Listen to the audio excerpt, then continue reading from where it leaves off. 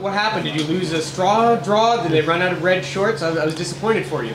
Oh, they asked me what shorts I wanted, and I thought the white looked pretty good, but you obviously have a different opinion. But I called it gray. yeah, I got choice of white, black, or red. I didn't know they'd be gray, but I think they look pretty good. I call you 2 shades of gray. Not quite 50 shades, but you get 2. I'll take. That's more than one, so I'll take it. Brad, how'd you feel out there competing at bantamweight, your natural weight class? Oh, I felt good. I felt quick, and it's nice seeing the bantamweight speed.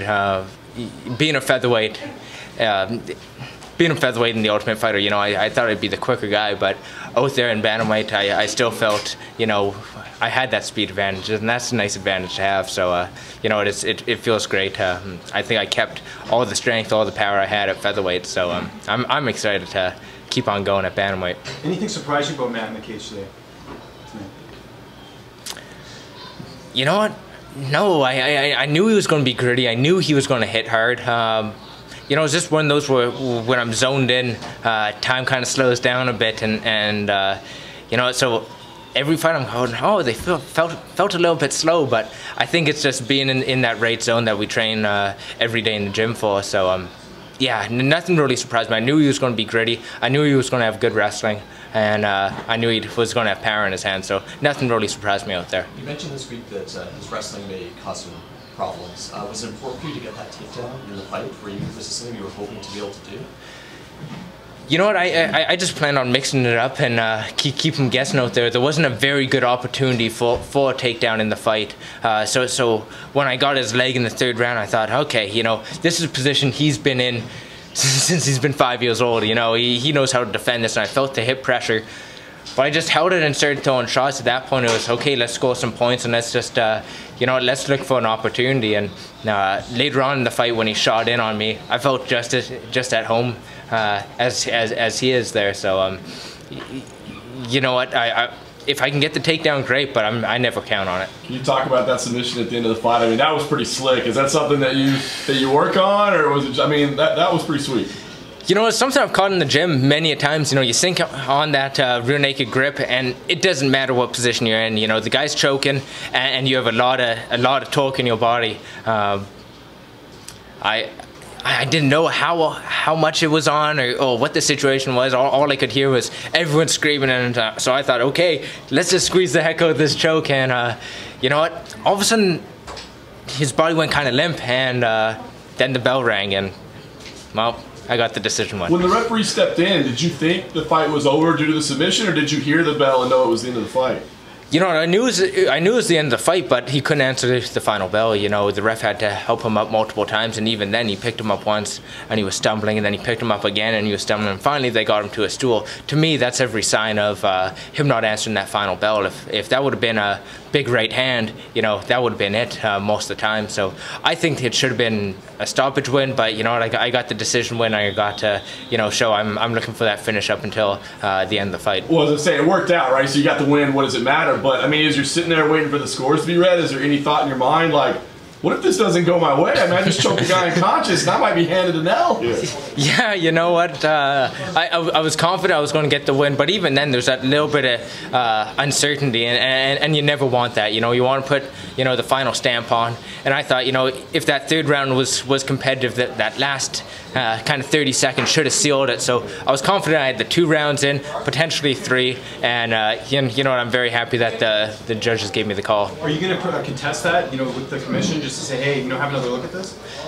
I don't know what all the fighting and, you know, throwing your hands up in the air for. I got the win out of it, and I got to prove that I'm looking to finish. You know, so that's what I wanted to do. I wanted to go in there and make a statement, and I think it was a very tough opponent I just took out in there. So you know what, I'm pretty happy with myself, and you know what, now we just keep on going back and keep on improving. Brad, I don't know if it's too early to like start naming opponents, but have you looked ahead to the upcoming schedule? You know, you got to fight in Canada, which is great. You fought in Las Vegas, also amazing. So any destination in mind next? California, New York, somewhere overseas? You know what? I haven't really had a good chance to look at 2019 yet. Ever since September, I've been preparing for this fight, and it kind of sounds like the stereotypical Canadian answer of, "Oh, I'm not calling anybody out." I just haven't actually set my game plan for what exactly who we want next. You know, I didn't want to look past Matthew Lopez. He's a very tough opponent.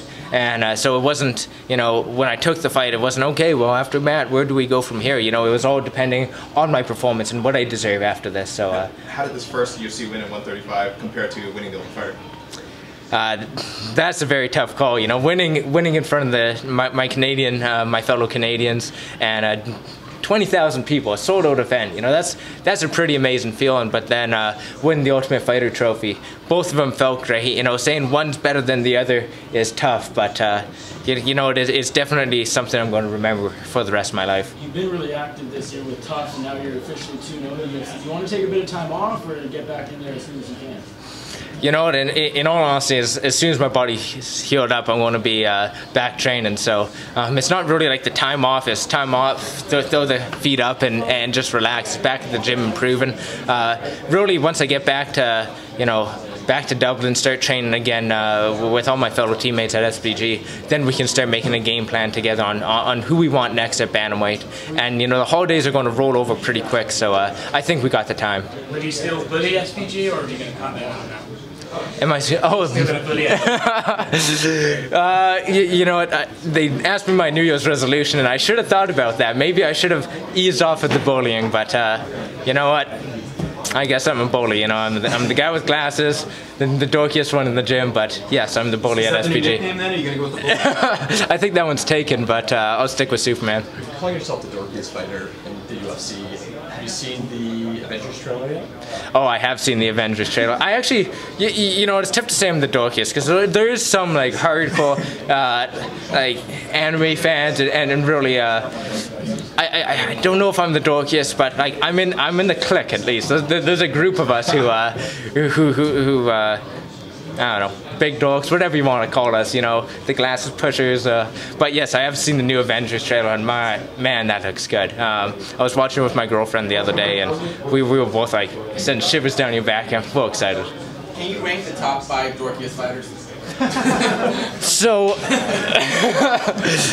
you know what? I don't want it to be a contest, but like. The style bender, he's big into, I know he's too big into the anime. Roxanne Modafferi, you know, to me those would be the top 2. I don't know, I haven't really been picking out, but like, they're like hardcore into the anime, so that's pretty cool. Like, I never followed it too much, but I was in a chess club, so you know, I took a different side of the dorkiness. So it's like liking your anime, hardcore comics, and then there's like playing chess, and I guess doing sciencey stuff. So I'm in that group. Thanks guys, thanks a lot, I appreciate it. Thanks.